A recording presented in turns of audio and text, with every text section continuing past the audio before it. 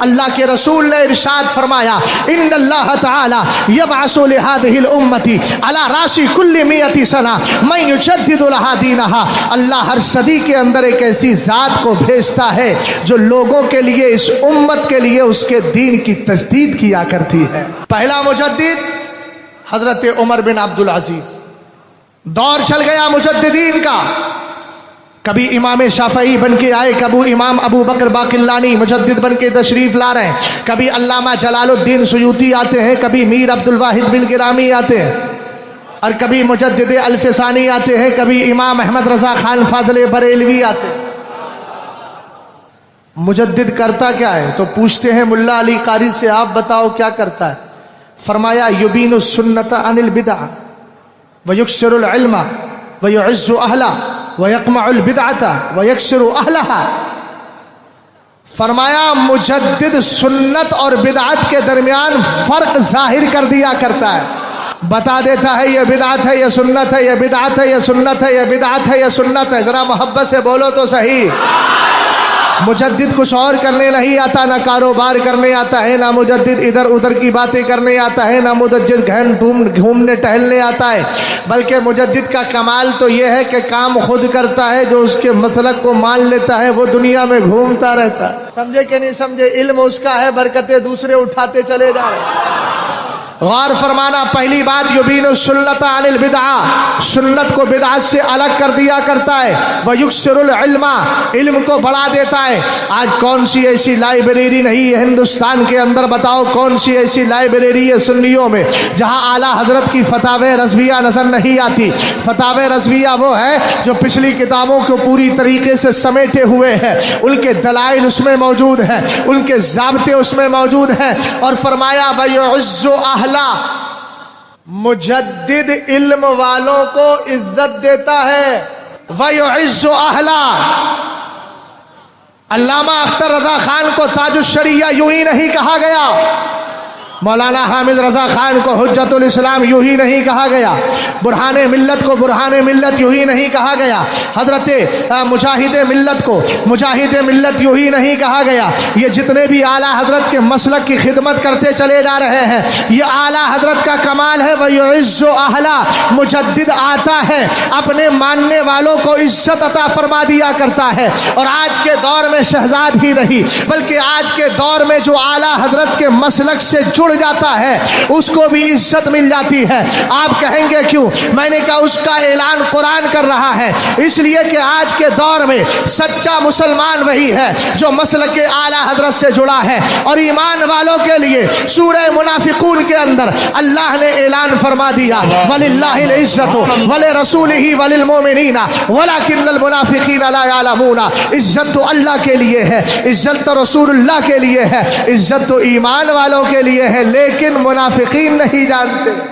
وَيَقْمَعُ الْبِدْعَةَ وَيَقْمَعُ الْبِدْعَةَ، بدعت کو جڑ سے اکھیڑتا ہے۔ وَيَكْسِرُ أَهْلَهَا، اے اہل البدع، اور بدعتیوں کی کمر توڑ دیتا ہے۔ بلا وجہ نہیں کہا، جس نے بد مذہبوں کے قلعے ڈھا دیے۔ کچھ ایسے پاگل ہیں بولے اب تک اینٹ تو ہلائی نہیں، ہم نے کہا گھامڑ تو اردو محاورہ سمجھتا ہی نہیں ہے۔ اگر کوئی آدمی یہ کہے کہ تمہارے دماغ کے طوطے اڑا دوں گا تو کیا مطلب؟ دو چار پنجرے اس نے دماغ میں رکھے ہیں جس کے اندر طوطے بیٹھے ہوئے ہیں اور میاں مٹھو بول رہا ہے۔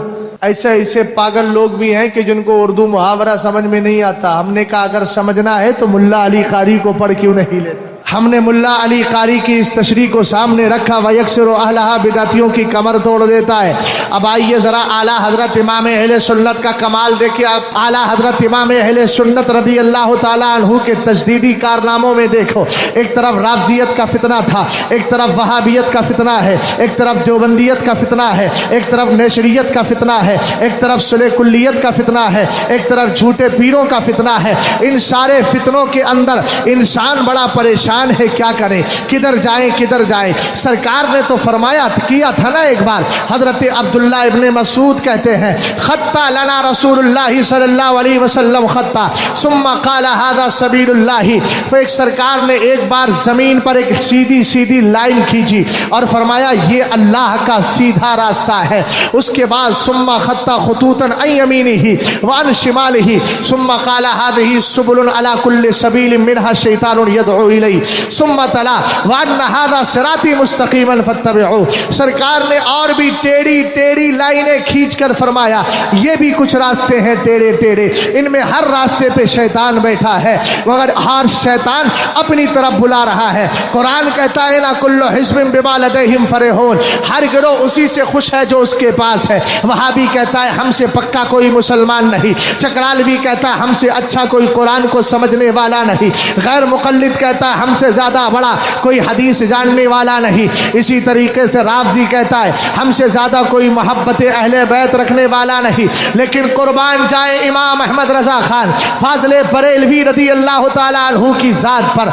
ऐसे आलम में लोग परेशान थे क्या किया जाए। वहाँ भी अपनी तरफ खींच रहा है, चकराल भी अपनी तरफ खींच रहा है। लेकिन इमाम अहमद रज़ा खान से पूछा गया हम किस तरह ईमान लेकर के आए, हम कैसा ईमान रखे। इमाम अहमद रज़ा खान ने किताब लिख दी है तमहीद ईमान और बता दिया व इज़ा क़ील लहुम आमिनू कमा आमनन नास। अल्लाह फरमाता है कि जब मुनाफिकीन से कहा जाता ईमान लाओ जैसा कि लोग ईमान लेकर के आए, वो कौन सा ईमान है। लोगों से मुराद सरकार के सहाबा हैं। आला हजरत ने तमहीद ईमान लिख कर बता दिया अगर ईमान लाना है तो वही लाओ जो अबू बकर लेकर के आए हैं, जो उमर लेकर के आए हैं, जो उस्मान लेकर के आए हैं। और आला हजरत ने तमहीद ईमान में 28वें पारे सूरह मुजादला की आयत ला तजिदु कौमन युमिनून बिल्लाहि वल यौमिल आखिर युवाद्दून मन हाद्दल्लाह व रसूलहु वलौ कानू आबाअहुम औ अबनाअहुम औ इख्वानहुम औ अशीरतहुम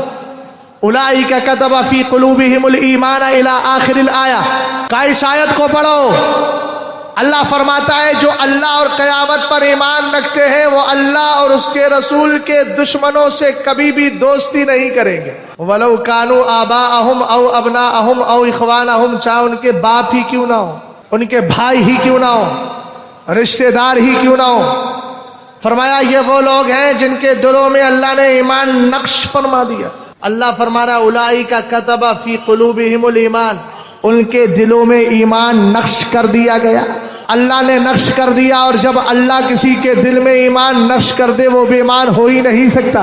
हमने कहा क्या शान है। इमाम अहमद रज़ा खान फाज़िले बरेलवी की पैदा हुए तो तारीख़ पैदाइश भी उलाइका कतबा फी कुलूबिहिमुल ईमान। दुश्मन अहमद पे शिद्दत की दिए, मुल्हिदों की क्या मुरब्बत की दिए, ग़ैज़ में जल जाएं बेदीनों के दिल, या रसूल अल्लाह की कसरत की दिए। तो फरमाया इसके कई फ़ायदे हैं। पहला फ़ायदा बताएं, पहला फ़ायदा यह है कि दिल में ईमान नक्श कर दिया जाएगा। दूसरा फ़ायदा यह है कि जिब्रील तुम्हारी मदद करेंगे। तीसरा फ़ायदा यह है कि तुम्हें जन्नती बना दिया जाएगा। चौथा फ़ायदा यह है कि जन्नत का ऐशो आराम पाओगे। पाँचवा फ़ायदा यह है कि जन्नत में जैसी नेमत चाहोगे वैसी हासिल हो जाएगी।